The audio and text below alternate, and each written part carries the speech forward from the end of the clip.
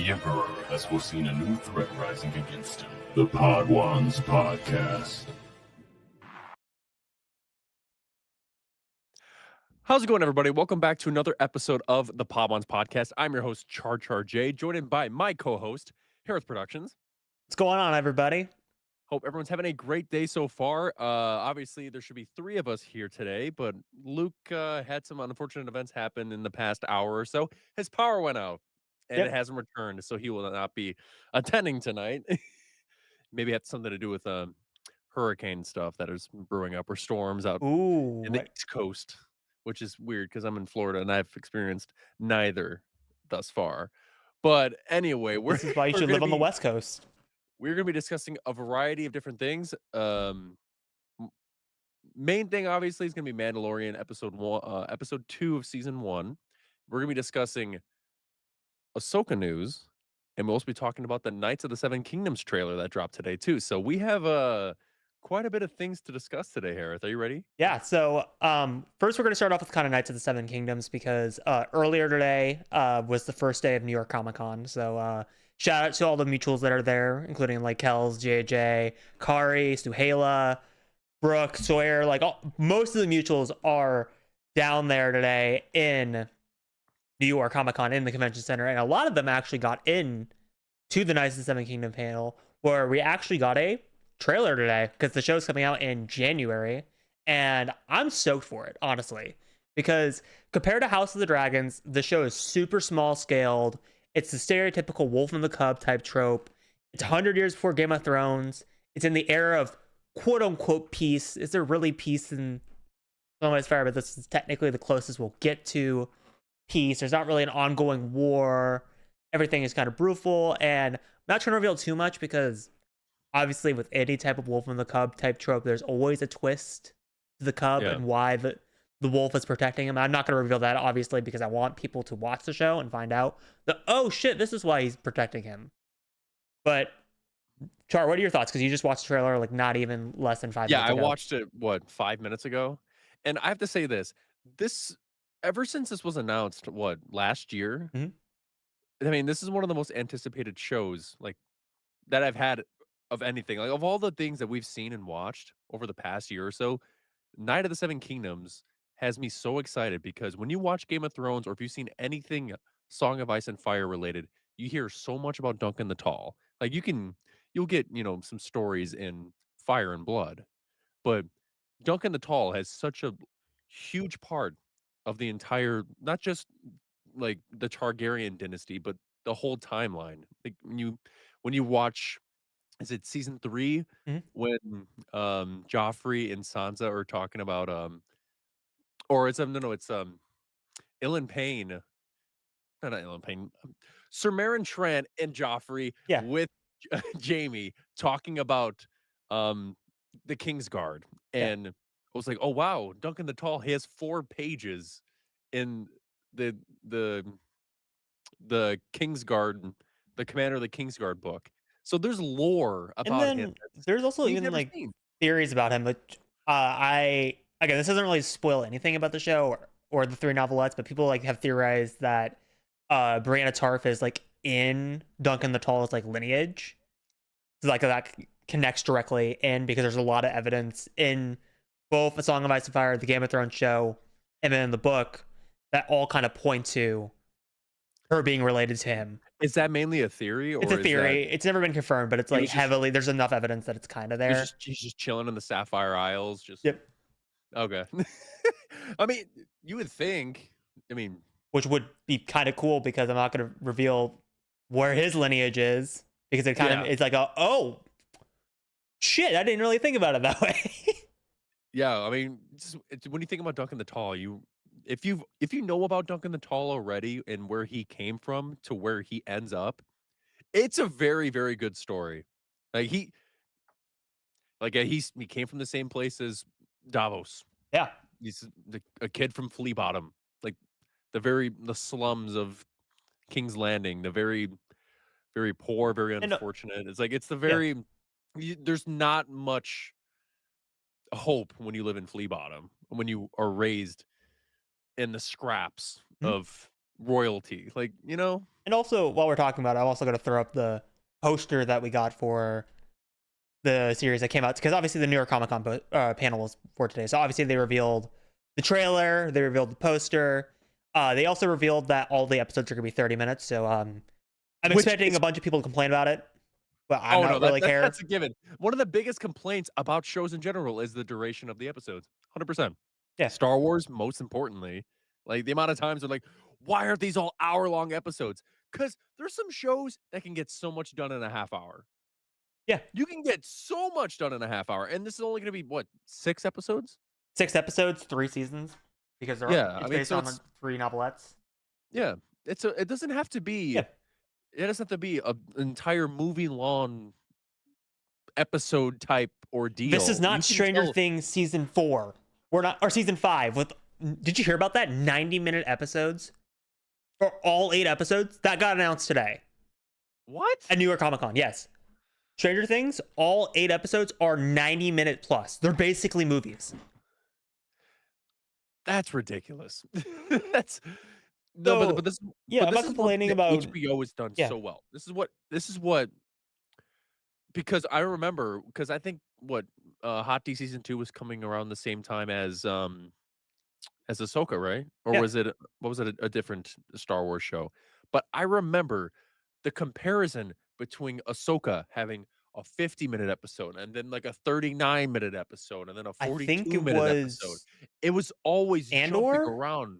Andor season 1. It would have been House of Dragon season 1, Andor season 1 were coming out at the same time.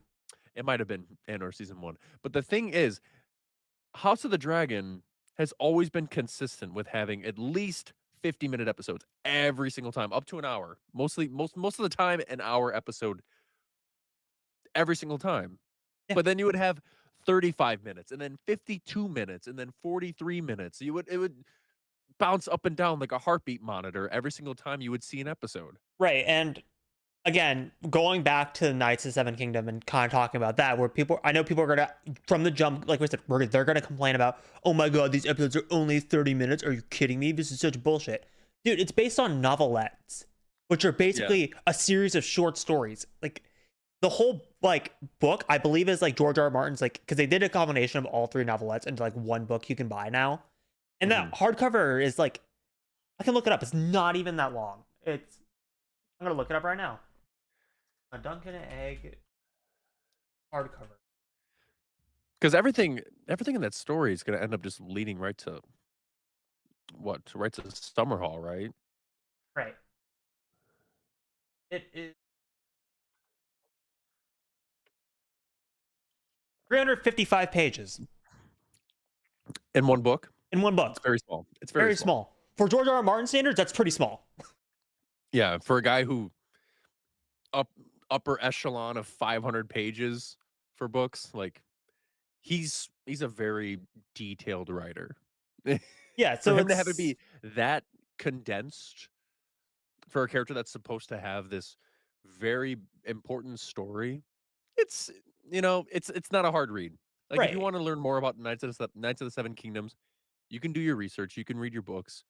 I mean, there's an element of surprise if you don't read the books, but there's something about already knowing what's going to happen. It's just being able to see it happen on screen. Because when you read a book, you can just envision what's happening in the book in your head. But when you see actors, sets, characters, you see all of these things coming together and how those events are executed, it's a whole different ballgame. Right. And the thing that I'm the most excited about with this, compared to House of the Dragons and compared to Game of Thrones, is everything is finished. There is no Game of Thrones where it's like, oh no, it ended after a Dance of Dragons. We will never know what George R. R. Martin's true ending is. And then, or like House of the Dragon, oh no, it's kind of half truths and you have to interpret it in multiple different ways. So we don't know what the real truth is. Yeah. There's none of that bullshit. The story is done. Yeah. It's already completed. It's pretty much, there's comic adaptations of it that they did shortly afterwards. So if they really wanted to use that as storyboards, it's just literally drag, drop. There's nothing for the filmmakers to do. So I know people that don't like House of the Dragons and have complained about how the certain choices they made. I don't really mind them that much, but I know there are a large sector of the A Song of Ice and Fire hemisphere that really hates what they did with it. So for those people, this is the show for you. And again, like I said, I think there's a lot of potential with this show. I'm kind of sad that it got delayed, but the fact that we're getting both this and House season 3 in the same year is kind of insane. And I really can't wait for the show to drop. But kind of transitioning into Star Wars news that we got earlier yesterday, which I was kind of surprised about. I mean, it was kind of forgiven at this point because the fact that the show was filming since April. Shout out to Andy Wise Guy in the chat who actually was at Celebration Japan. Star Wars Ahsoka season 2 has officially wrapped filming as of yesterday. So we got a couple actors posting some Instagram stories. We got Evan Ishikano posting a whole lifetime lived. Thank you for being a home for us these past 7 months. Heart. And then she added Star Wars and then the rest of the crew. And then we got Sabine's actress posted something, and then as alongside Rosario Dawson, who came out and said that it's officially over. And then again, this article just kind of reinstates stuff that we kind of knew from Celebration with the confirmation of Zeb coming back in the show and reuniting with the Ghost Crew, Hayden Christensen being back, the recasting of Baylan Skoll, all that, all the stuff that we kind of already known at this point. And then the fact they got a pre-alpha trailer with a bunch of concept art and just kind of storyboards. But again, I'm really excited for Ahsoka season 2. I know a bunch of the Star Wars fandom is currently overreacting to a statement that Bryce Dallas Howard said, because she came out and said she's directing 2 episodes, and they said give us a 1-word description of those 2 episodes, and she used the word romance, and a bunch of people are flipping out already what the hell, they're shipping characters, and people, I'm like, guys, romance doesn't mean 2 characters hook up. Y'all are overly analyzing this. It could be a romanticization of Star Wars. It could be a romanticization of what Dave Filoni and George Lucas worked on in the past. There are 15 different ways you could interpret it. The feel that you have towards the characters. Yeah. You just have this love and affection towards characters. For any of these characters. I mean, these characters are legacy characters. Right. You resonate with these characters in a way that you remind yourself when you were, 15, 16 years old. And then, we're now in our mid-20s and we still love them because they could be reflections of what they were in the past. You know what I mean? If you see a character, right, and they do something that just warms your heart, right? Sorry, Nick just took me out. It's Akbar and Thrawn settling their differences by cuddling. Oh, yeah. I need you to get in the bed now. I will be the big spoon. You will be the little spoon, and we can take turns. But we must get the speeder online. Anyway, but so Bryce Dallas Howard said 1 word or 2 words? She said multiple words, but everyone's honing in on romance. Ryan made a really good video about it as well, kind of going over the same thing I just said of why are we overreacting to this? Guys, let the show come out. Because I mean, we also don't know what happens. We don't know what happens. The only thing in terms of romance that really is a thing in this show is Ezra and Sabine, I'd say. Which to have I would disagree with that. There's one popular romance cast for the entire of last season. Shin Hati and Sabine was the famous one. Was it? A lot of people were shipping Shin and Sabine that entire first season. Okay. I mean, that could happen. That could definitely happen. Yeah. But I don't think she meant romance to just encapsulate the entire show. There's probably heavy elements of love and appreciation, but it's not going to be the entirety. Right. I don't know.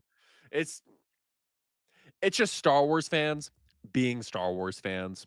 They will take a word and then make it into 300 different explanations as to why it's bad, why it's terrible, why the show is not going to be as good. And right. It's also it's also kind of I think a byproduct of the fact that there's not much Star Wars content coming out right now besides Rebuild the Galaxy and Visions in a couple of weeks. So I think people are just kind of hungry for Star Wars content, and people need to run their clicks on YouTube or get their engaging TikTok hooks out there. So people are just going to throw whatever bullshit they can out into the hemisphere and just hope that people latch onto it and get their bag for AdSense. It's just where we're at with Star Wars content creators at this point in Yeah. time, and like the ones that are genuine are out here going, "Y'all, this is stupid. Why are we talking about this?" And I mean, this is probably the longest drought of Star Wars that we've had in a while. Yeah, I mean, and we got Andor, and ended what in May, in May, and that was pretty much it. And then we got so yeah, it's been well over 5 months without any sort of like canon Star Wars content. yeah, and then I the mean, next one's gonna be May again, so it's a full year of no Star Wars content, at least canon wise. yeah, which is nuts. It's nuts. I mean, because ever since Bad Batch ended and all of these shows, like it's a whole different landscape now, and it sucks. I ND mean, wise guy, the High I Republic know, says, "Excuse me." I know a lot of people like it to where they keep getting repetitive with releasing the shows like months, like 2 3 months apart from each other, and it Mhm. kind of dilutes like the gravitas and excitement for seeing a Star Wars product. But there's something about not seeing anything after Andor and it's being like, not only do I miss Star Wars, but how good is this going to be now? Mhm. You know, and knowing that Ahsoka's finished and there's a whole different vision of Balin Skull, the characters, Ezra's with the New Republic, Sabine and Ahsoka are down, are still there. Mhm. So there's a whole different perspective as to, okay, we're gonna have this storyline, we're gonna have this storyline, and then we're gonna have Thrawn's random bullshit that he's gonna be doing on Dathomir Yeah. and whatever he's gonna be brewing with the Shadow Council. That's essentially the story. But since Thrawn is gone, I mean, it, it, I don't know. I don't know. It's just And like it's hard to predict. the thing the article points out, and I agree with this also wrapping up means a really good thing for Dave Filoni. It means he could finally focus on his theatrical movie. Because think about True. it. I'm assuming Mando season 4 is not happening. I'm just gonna keep it 100. Like that's staying That's no way. that's they're staying movies. I think Mandalorian has just officially jumped to the movie scene. I think If Mando season 4 happens, I would be stunned. what was the point of the movie then? Yeah. What was the purpose of the movie then? Seriously. So I There's no think point. Ever the since the movie was announced, next no way season yeah. 4 is coming. I think the next show after Ahsoka season 2 in the Mandoverse is probably going to be like Skeleton Crew season 2, or maybe if we're lucky, and I think if Lucasfilm finally listens, like and hears this out, because I've been saying this forever, Book of Boba Fett season 2 would make a lot of sense. Just saying, it's right there. Let me tell you something here, prime time. Let me tell you something. So if Boba Fett season 2 comes out, the best character in Star Wars, the best show in Star Wars. I'm so excited. Give me some of that.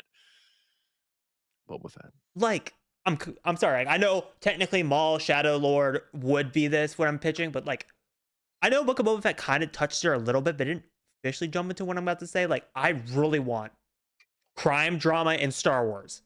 Like, come on. Sopranos, Ozark, or a Breaking Bad style show set in Star Wars would be, oh my God, it would be fucking so good. And Book of Boba Fett was like getting there, but I wanted it to fully just dive into it. That's what 1313 should have been, but Like, I mean, imagine like a crime, like kind of like not like same story, but like a War of a Bounty Hunter type event, yeah. but a TV show, and like Boba and Fennec are just thrown in the middle of it, and you have like all these different like crime families just coming out after now Boba, because now he controls Tatooine, and they know that they can just take Boba out and get control of Tatooine and have the control of the galaxy pretty much. Yeah, and there's a lot more crime syndicates that are at play other than the Pikes and the Hutts. Like, for example, Haxian Brood. We could be getting Haxian Brood from Fallen Order and Jedi Survivor. Like, Crimson Dawn's still moving around too. Yeah, Crimson Dawn as well. Like, there's so many different, like enemies to Boba Fett. Like, knowing that Boba Fett is in control of Tatooine, I don't think that he's not going to have the same influence and power as Jabba the Hutt. So there's going to be someone to contest him. Yeah. There's going to be. There's always going to be. Like, it's when there's a power hates a vacuum. Mhm. It's Boba Fett literally said that in the show. So when you see someone take control of the Hutt, like the Hutt dynasty, like just boom, bye Bib Fortuna. Yeah, but here's like my pitch. Like, Um, obviously, like John Favreau has publicly come out and said, like, I think this is one of the issues with Book of Boba Fett, that he got bored in the middle of writing it. Here's my pitch: just give it to Robert Rodriguez. Go, all right, you fucking write it. You can give it over to us. You can give it over to the story group. You can kind of check details, see if it lines up with canon. Just if it's gonna be a Robert Rodriguez project, just let him go batshit insane. All 7 to 8 episodes are his episodes. He's writing it and he's directing it. Just let him go all in on it. Like, none of this, like, Book of Boba Fett, where it's like, we're kind of half-y on it, and then we're going to kind of do this Mandoverse thing where we're going to bring all the Mando directors in, and then we're going to make it basically just Mando. Like, no, just let Robert Rodriguez do a Robert Rodriguez project. Just let it be his baby from start to finish. And like I said, I'm sure if they gave it over to, like bring over Favreau and Filoni as, like, story editors, not, like, full-on writers, but just kind of like, okay, does this kind of line up what we're doing with Mando on the big screen? Does this kind of line up what we're thinking about with Skeleton through season 2? Does this kind of line up what happens in Ahsoka? I'm sure the show would be amazing. yeah. I just wish that they kind of didn't halfy tipsy with it with Mando's or Book of Boba Fett season 1, where it's just kind of like, oh, we only did like 2 episodes, like the first episode and the finale, and that's kind of it. I just think they need to just go full send with that. But I'm getting off topic. Kind of getting into I was about to say, chat messages. Speaking of Mando, so we're gonna be covering, in continuation to our Mandalorian rewatch, in preparation to Mandalorian and Grogu coming next May, we're gonna be talking about season 1, chapter 2 of Mandalorian, called The Child. Harris, when was the last time you watched this episode? I mean, before this podcast, No, like, well, no, like before the rewatch. well, you watched it before the podcast, but in preparation for when was the last time you saw that prior? Probably 2020, because I was showing a friend like who was kind of tapped out of Star Wars and didn't really tap back in. Like the entire first season, like it was like shortly after season 1 came out. This is way before season 2, so like it was probably like, God, like January 2020. I'm being brutally honest. Like, I haven't seen Mando season 1 in 5 years. Yeah, it's been a while for me too. I think I rewatched season 1 before season 2. So it was definitely sometime in the middle of May of 2020, but it's just going back and seeing season 1 of Mandalorian just has like this weird like aroma to it where it's like I'm back here again. Like it's just because this episode, it came out November 11th of 2019. This was before Rise of Skywalker. The sequel trilogy, the cement hasn't dried yet for the sequel trilogy. It's just when I watch this episode, I put myself back in that time to where Star Wars Episode 9 hadn't come out. There's still chaos about Last Jedi, and there still is today. Yeah.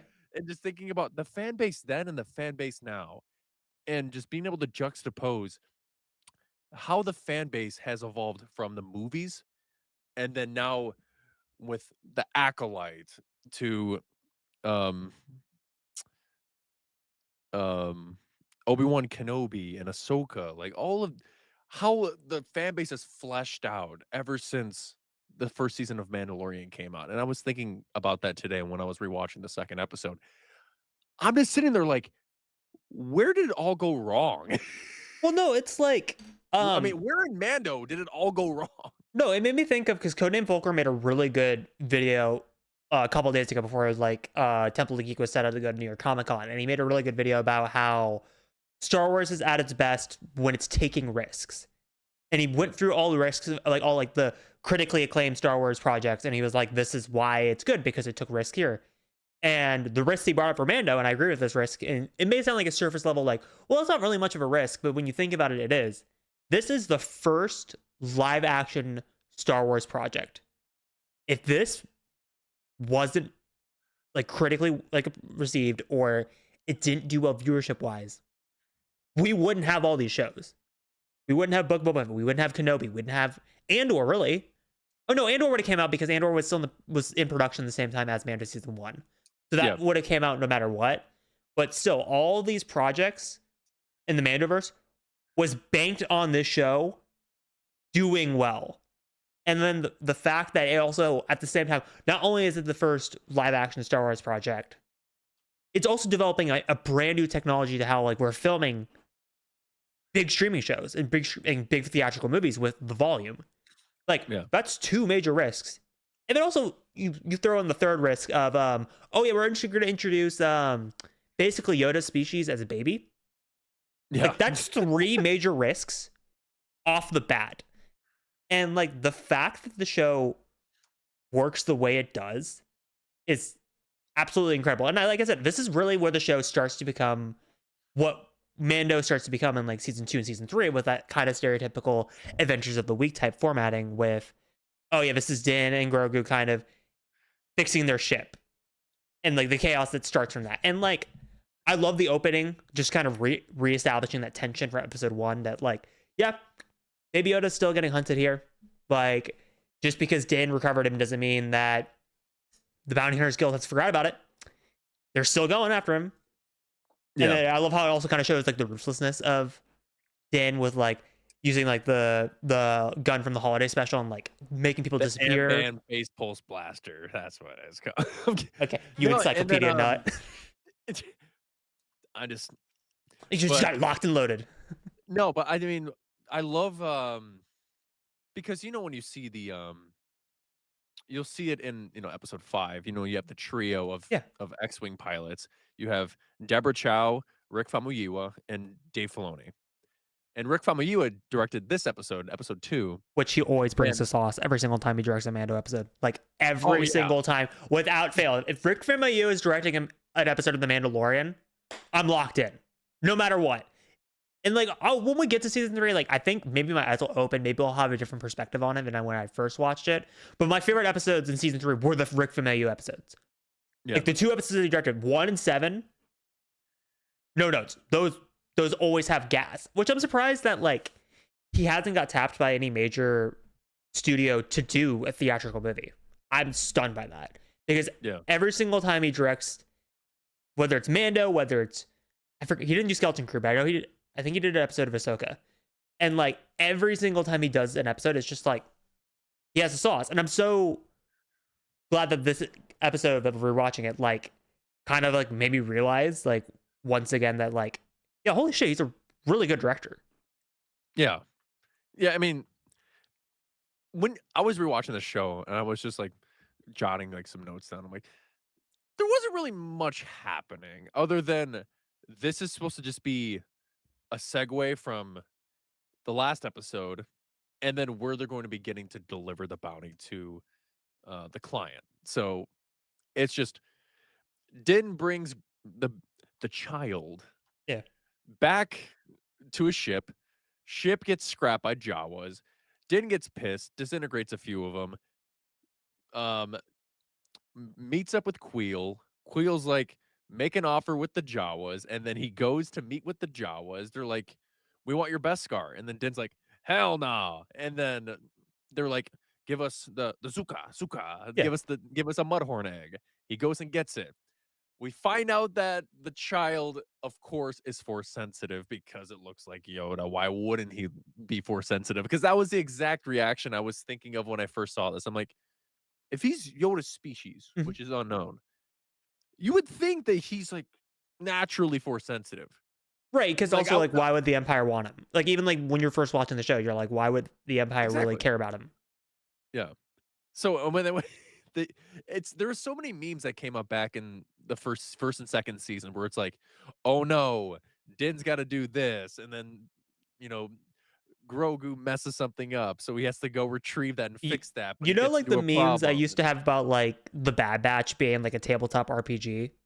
Yeah. That Mandalorian is a tabletop RPG. I'm sorry, it is. All right, we got to go on this main quest. We got to return this kid back to its home with the Empire, and they want me to do it. Okay, so I'm hired by them. Oh no, on the way back, you have a random encounter with Jawas, and now you have to stop what you're doing and then now do this side quest. I'm sorry, it is. It's a tabletop RPG. and it's like they're just constantly like coming up with like new adventures every single week just to like keep the session going because like they don't know like who the BBEG is yet, and they're just like constantly like running with their wheels and just try to like do it on the fly. But no, again, like I did really enjoy this episode, like even though a lot didn't happen. We did get the introduction. I'm gonna coin this because Brooke was the person that coined this for the longest time with Din. We do get the introduction of Din being a himbo in this episode, of him just being a total dumbass with, all right, I'm gonna try to like jump on the sail barge and I'm gonna try to take on all these Jawas by myself. Oh shit, I did not think about this at all. And he just immediately just gets taken out by like 20 of them with like tasers. Oh yeah, with their CA 97. It's like, even on Rewatch, it's like, Din, what did you think was gonna happen? Did you think you were just gonna climb up there and just like 1v20 them? Is this the Star Wars equivalent of one gorilla versus 20 men? Or and in this case, Din is the gorilla. Yeah, and then because I was laughing so hard at that scene when I saw it again, when he gets to the top of the sandcrawler and he gets stunned by 20 different Jawas. It took them so many shots to be able to completely stun him. And then you go back and then you see A New Hope with how one of them worked on R2, and it was like instantly just one, and then but just seeing 20 of them being shot at once is just so funny. Also, and then he fell like 30 feet right on the back of his body. Like, oh. Also, the meme of like, because also I remember the time when this episode came out when I know we're jumping around like that sequence a lot, but like when Din first arrives and like they're taking apart his ship, and Din just like pulls out the gun and just starts sniping them one by one. You're just like, damn, Din, you're fucking cracked, because he's like at least like 50 feet away on a mountain over there, and he's just hitting them from like far away. And you're just like, damn. Yeah, because he at least took out like 5 of them, and you're just like, okay, Din, Jesus Christ. He doesn't give a shit. He does not give a shit. He is still the typical Mandalorian at this time. He's not a father figure. He's just trying to deliver a bounty for a big old Camtono of new armor that he can put on himself. And then I love how Din also doesn't think through bringing the child with him during all this entire chase, because like Din's on like the side of like the ship and he's climbing up there before he gets shot down, and like Grogu is just speeding by and like almost like hyperspeed, and you're just like, damn, Grogu, I didn't know that ball can move fast. He's catching up to the sandcrawler. I was like, Jesus, this thing's got the technology on this thing's pretty nice. And then you see, I can't stress this enough. When I rewatch this, I am always reminded by how much I loved Queel. Yeah. He was one of my favorite characters in season 1, just because he was so generous. He didn't ask for a penny from Din. He didn't ask a penny from anybody. He was like, I worked too hard to be, I wanted my own freedom, because we find out, spoilers if you haven't seen Mando season 1, but he worked for the Empire for a long time. Yeah, and 6 years too late. Yeah, he worked very hard to be able to get his independence, and so he just wanted to be able to help someone that helped him, and then it's a mutual thing. Like, he's like, just let me know if you ever need anything again. I've spoken. Like yeah, and it's like that's a type of person you want to, be around. Like someone that will help you out and ask for nothing in return. Like that's like one of the best people that you can have around. And I feel like on this rewatch, especially in the Queel scene, like I was kind of like, obviously when I first watched it and the second time I watched it, I was so in awe by like the storytelling and like the story of the Mandalorian, like the kind of the lore aspect. Obviously, God, I was obsessed with lore even in 2019. Who could have seen that anyway? Like I think this time I was more enamored by the production of the show. Yeah, because like the way that like obviously Obi-Wan's gonna mention the actor of the name again. I'm forgetting him one more time. The person that voices Queel. Oh, Nick Nolte. Nick Nolte, like you can tell obviously Nick Nolte is not the one in the suit, but like the fact that like the actress that's playing Queel is like doing a really good job of like kind of like imitating like the bigness of Nick Nolte's voice. And I did notice like a little bit of ADR in that scene, but it's like, again, it's not really noticeable unless you're really looking for it. Again, I'm watching it because I noticed it because I'm sitting in front of a monitor and I can like I'm like just laser focused on Queel's mouth. But like if you're not paying attention to that, you're not gonna really notice that they changed some lines in post. But like no, like I did love like Quill in this episode, and like the fact that like Quill was like, why are you trying to take on a bunch of Jawas, you dumbass? Okay, Yeah. let's go negotiate with them like a normal person. And then like I do love like dude, the Jawa interaction, like it's one of my favorite like interactions in the show. Even like on rewatch, like the Jawa's just basically calling Din a stupid idiot and basically just calling him dumber than a Wookiee is so fucking funny. Yeah. You sound like a Wookiee. Like, I was like, okay.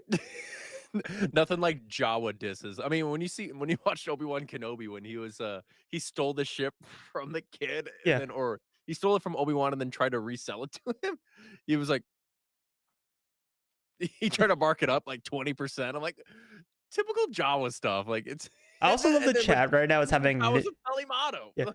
I also love the chat's having Nick Nolte argument. So Obi-Wan goes, "This is Nick Nolte's best role. No, I will not be taking questions." And then Nick replies with, "Tropic Thunder would disagree." Oh my god, when was the last time I saw that movie? Fucking forever.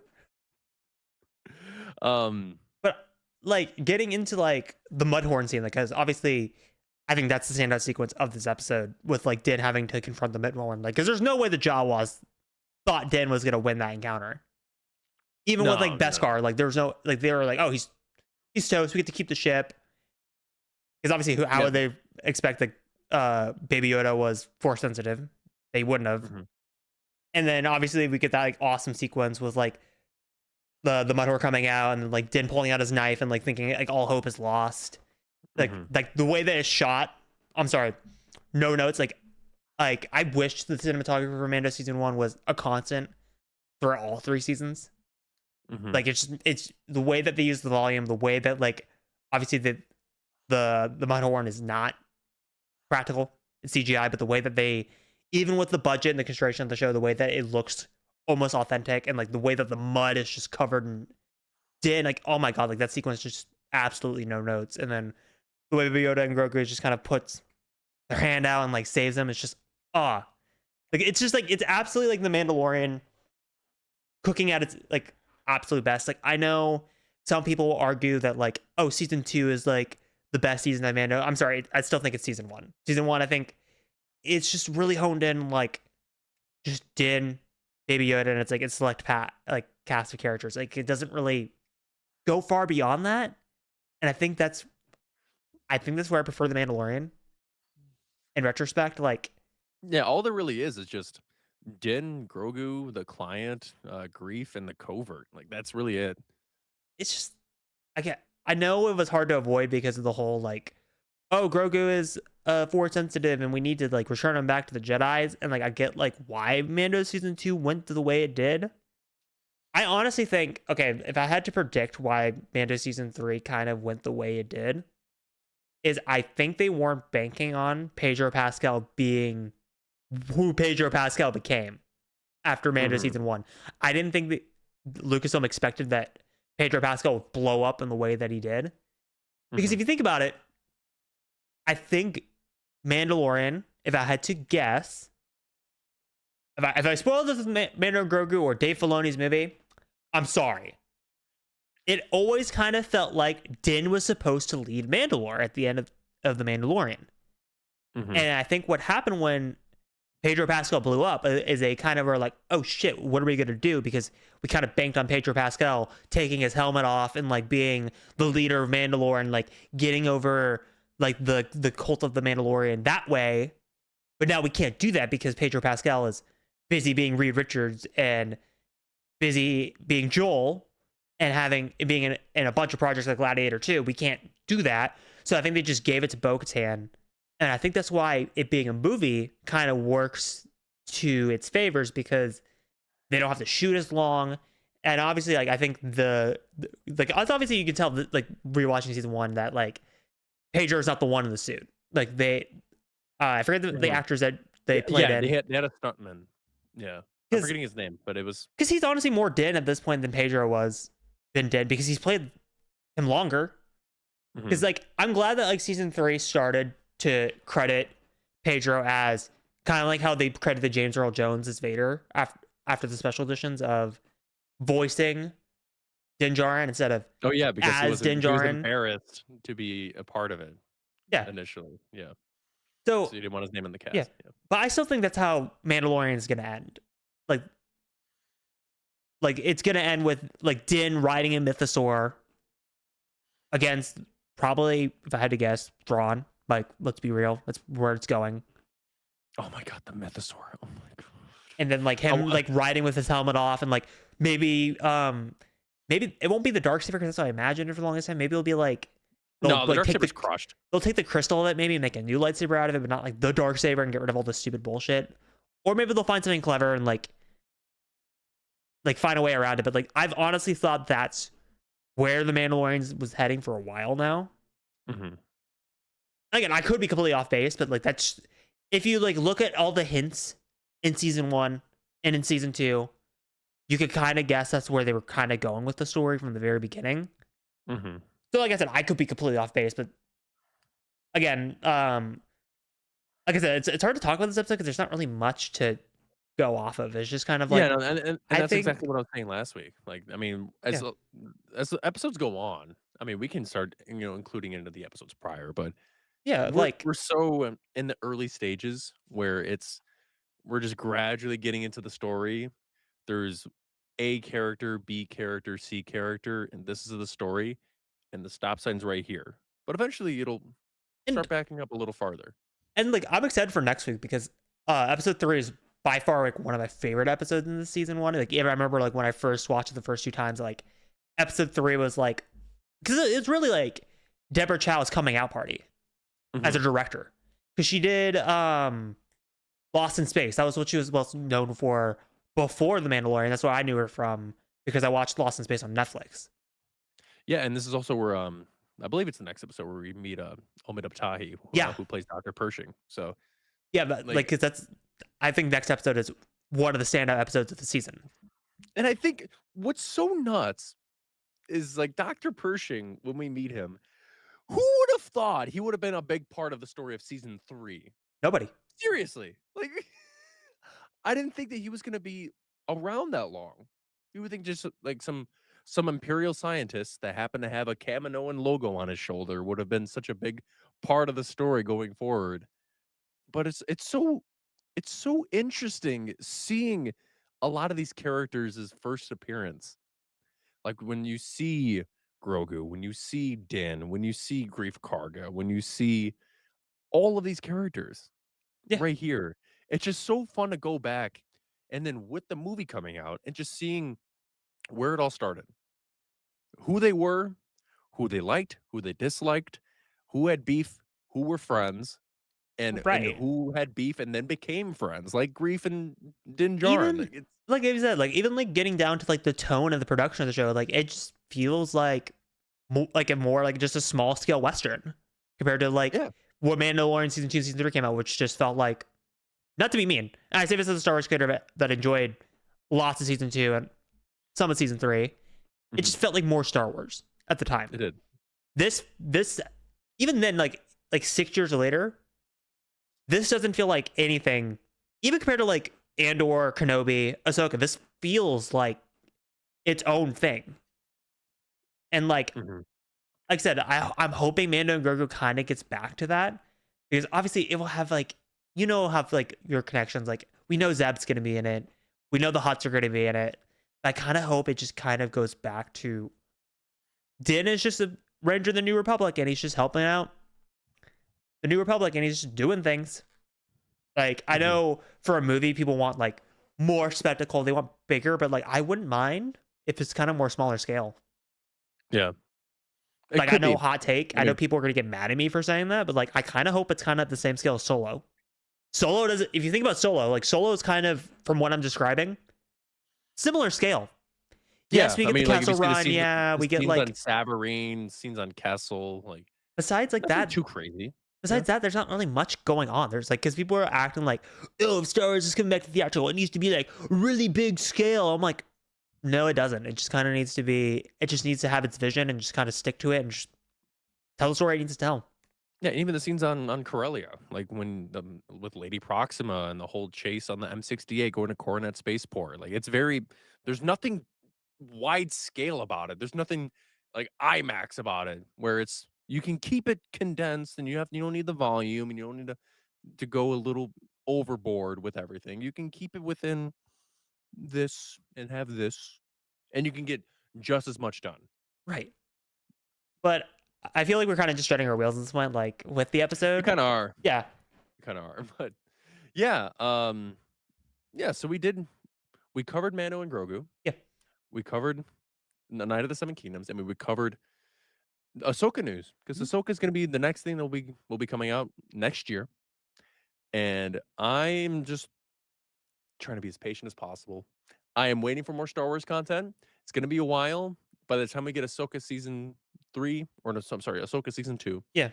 we're gonna have GTA 6. I mean, like, if you think about it in that perspective, I'm that's gonna. a long way. All right. I mean, obviously, you went with the crazier example of Ahsoka season 2 being next to GTA 6. I'm gonna give you the example of by the time Mando and Grogu comes out as a movie, Knights of the Seven Kingdoms is already gonna be done. Like, we're gonna have all 6 episodes. It's gonna be done. We probably already have like discussions or reactions. I don't know what we're doing yet with that, but like, we're gonna already have all that content done. We're probably gonna have podcast episodes about it alongside this rewatch. Like, there's gonna be a shit ton of stuff done by the time we get to Mandalorian and Grogu. Like, Vision's already gonna be out. Speaking of which, I'm gonna call this out because speaking of New York Comic Con stuff, if anyone's at New York Comic Con and is there right now, they released the Revenge of the Sith like deluxe hardcover. Like, you can buy it early. If you can buy that, please DM me. I will definitely send you money for it. You think I'm joking? I'm not. That cover looks Are you sick one as of those hell. guys that enjoys collecting like the really nice Blu-ray editions and? God, 'Cause, Char, I mean, really? you'll okay, I see 95% books, some hardcover. Oh, no, I see some D&D books down there. I see on the bottom of the No. D&D books. I see the campaign books. What? Oh, yeah, okay. Okay. No, because I mean, if you go to Half Price Books, I mean, there was they have those like aluminum cased copies of the original trilogy. Yeah. And like it's like the full like Palpatine artwork on it, and there's some cool stuff. Because I was actually talking about that with Vanessa the other day about like the cool like VHS tapes and Blu-ray copies I also have of the VHS down here. movies. I have the 95 THX edition. I have the two prequels officially released because Revenge of the Sith didn't come out on VHS. I'm sorry to break it out to everybody. You have to bootleg Phantom it. Menace did. Phantom Menace, Attack of the Clones did. And then I have the first ever release of Star Wars because my great grandmother owned that on VHS. And then when she passed, she gave us her VHS collection. And then I was going through it in the garage. I was like, oh shit, she has the first ever release of Star Wars on VHS. I'm stealing that right now. Yeah, so that'd be cool. What does I have to look at what the Revenge of the Sith one looks like? It's in the UK. Sometimes, It's in a clamp. Oh, it is? Okay. Yeah. There's bootlegs of it where people have like released VHSs. It's not official, but it looks like the Phantom Menace and Attack of the Clones. Yeah. Okay. Yeah. All right. Well, I think that's it for us today. Hereth, where can the good people find you on social media? Oh, the good people can find me at social media at Hereth Productions on TikTok, Instagram, and Threads. And of course, you can find me here at the Pod Ones Podcast. And also, if you enjoy stuff outside of fandom bullshit, you could find me at Gridiron Guys with our good old friend Jedi Master Eggs and frequent viewer Ryan, where we talk about NFL and college football stuff as it happens. We'll go live every single night on Tuesday nights at 8:00 Eastern. So enjoy us making stupid predictions. If you want to watch that episode that came out on Tuesday, it's just us laughing at Luke because the Chiefs lost to the Jaguars. Yeah, because I made memes. We were just dogging on him. But no, Hereth, ask me the same question. Oh, Char J, where can the good people find you on social media? Good people, you can find me on TikTok, Twitter, and Instagram at CharCharJS, spelled right here in this area. And you can find me here at the Pod Ones Podcast every Thursday talking about the Mandalorian rewatch, any upcoming news for the Star Wars universe, and any updates on Knights of the Seven Kingdoms. And then maybe I'll do some Lord of the Rings stuff every once in a Maybe blue we'll moon. watch Rings of Power. You know what's funny last night? I was watching, I guess I'll out myself. So I went to bed late because I was doing schoolwork. and I was watching Survivor, and I fell asleep in the middle of the episode. This might sound weird. I woke up at like 3 or 4 in the morning to Rings of Power because I was on Amazon. So I think it just defaulted to Rings of Power. So I woke up to, I don't even know what. It was like Galadriel and like a knight talking, and I'm like, what the fuck? One day I will watch Rings of Power to completion. I promise. One day. Yeah, maybe I'll do it too because I only watched season 1. Sorry, Luke. Yeah, Luke. And Luke, if you're watching, I know that your power is out. If you're watching, get pissed, get angry. It's fine. I'm used to it. Okay. You're like, why have you guys haven't watched Rings of Power? I'm like, not my fault. I'm not Luke Egan. Okay. But maybe I'll get to it one day. But anyways, thank you guys so much for watching. If you haven't, leave a like on this video and then subscribe if you have not. But also, thank you guys so much for watching, and may the force be with you always.